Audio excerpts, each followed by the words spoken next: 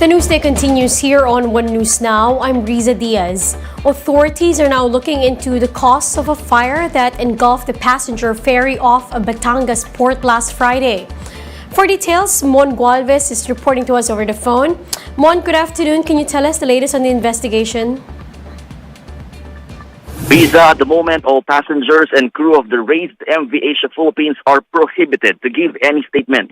Starlite Ferries, which owns the vessel, said the survivors will only be allowed to speak once the probe is done. The Maritime Industry Authority, or Marina, has also suspended the vessel's Passenger Ship Safety Certificate, or PSSC.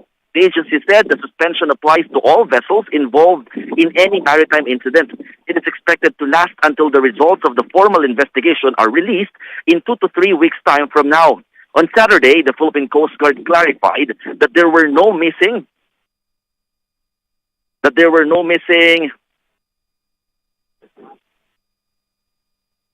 passengers from MV Asia Philippines. This came after the 2 passengers believed to be missing were confirmed to have boarded on a different trip. However, 1 passenger was rushed to the hospital due to injuries from the fire, but all individuals on board the vessel during the incident were eventually declared safe.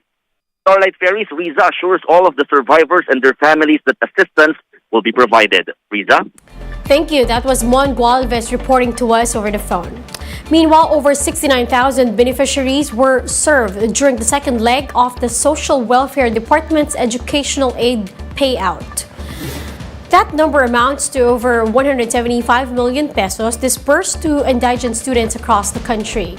The percentage of those served and amount disbursed, however, is slightly lower compared to last week's numbers. The agency noted that some applicants were rejected as they were already recipients of other assistance programs, while others lacked the necessary requirements. The DSWD was targeting to accommodate at least 90,000 beneficiaries on Saturday. Now, we'll be back with more stories after the break. Keep it here on One News.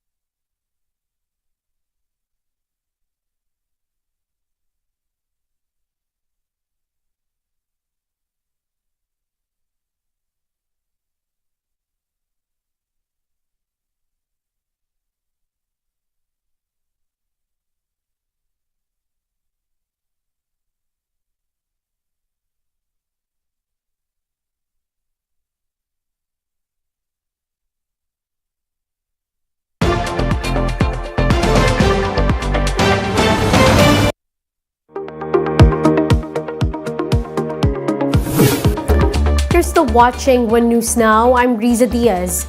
The World Health Organization notes a decrease in the number of monkeypox infections across the globe. More details in this Bloomberg video. Now to monkeypox.